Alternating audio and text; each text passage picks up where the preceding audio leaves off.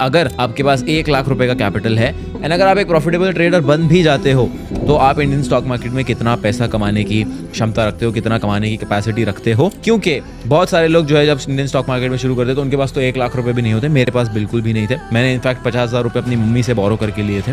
मैंने अपना जर्नी शुरू किया था सिर्फ और सिर्फ 14,000 रुपए से। But a lot of people think कि 1 लाख रुपया is a big milestone and I agree as a middle class person 1 lakh रुपया बहुत ज़्यादा अमाउंट होता है एंड 1 लाख रुपए का ट्रेडिंग कैपिटल हर इंसान का, हर एक मिडिल क्लास ट्रेडर का ड्रीम होता है। सो आज मैं आपको ये दिखाने वाला हूँ, आपके ड्रीम के पीछे के जो राज है, जो सच्चाई है, वो आपको दिखाने वाला हूँ कि 1 लाख रुपए के कैपिटल से आप कितना रिटर्न एक्सपेक्ट कर सकते हो, कितना टैक्सेस एक्सपेक्ट कर सकते हो इंडियन गवर्नमेंट की तरफ से।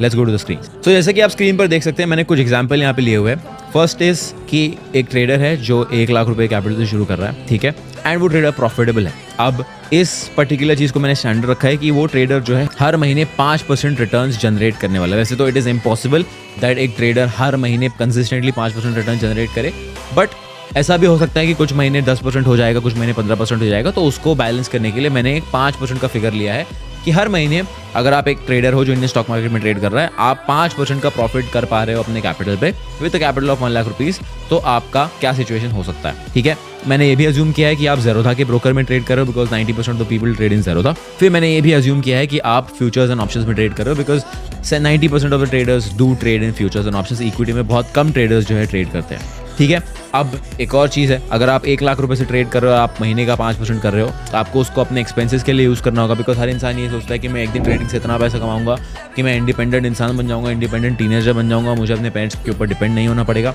तो आइए देखते हैं कि एक्चुअली आपको डिपेंड होना पड़ेगा या नहीं डिपेंड होना पड़ेगा। सो यहाँ से शुरू करते हैं। सो इनिशियल कैपिटल होगा आपका 1 लाख रुपया, जहाँ जैसे यहाँ पे मैंने लिखा हुआ, एंड एनुअल कैपिटल भी आपका जो है 1 लाख रुपया फिक्स होने वाला बिकॉज आप कैपिटल बढ़ा नहीं सकते, या अजम्पशन है कि कैपिटल नहीं बढ़ सकता है, आपकी कोई और इनकम सोर्स नहीं है। मंथली प्रॉफिट होने वाला आपका 5,000 रुपये। दैट मीन्स आपका साल का प्रॉफिट हो गया 60,000 रुपये। अब आते हैं ब्रोकरेज पे और चार्जेस पे।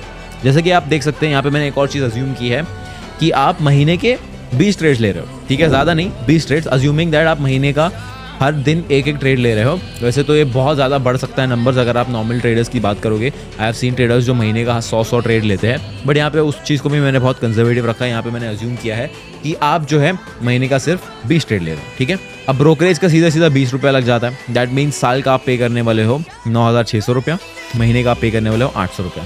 ट्रांजैक्शन चार्जेस लग जाएंगे 20 रुपये और साल के 250 रुपये। सेबी चार्जेस लग जाएंगे 4 रुपये के, स्टैम्प ड्यूटी लग जाएगी 4 रुपये की, STD लग जाएगा 210, GST लग जाएगा 150 रुपया महीने का, एंड टोटल चार्जेस हो जाता है 1,180 रुपये, ऑलमोस्ट 190 महीने का, एंड एनुअल चार्ज हो जाता है ऑलमोस्ट 15,000 रुपये which is 15% of your trading capital.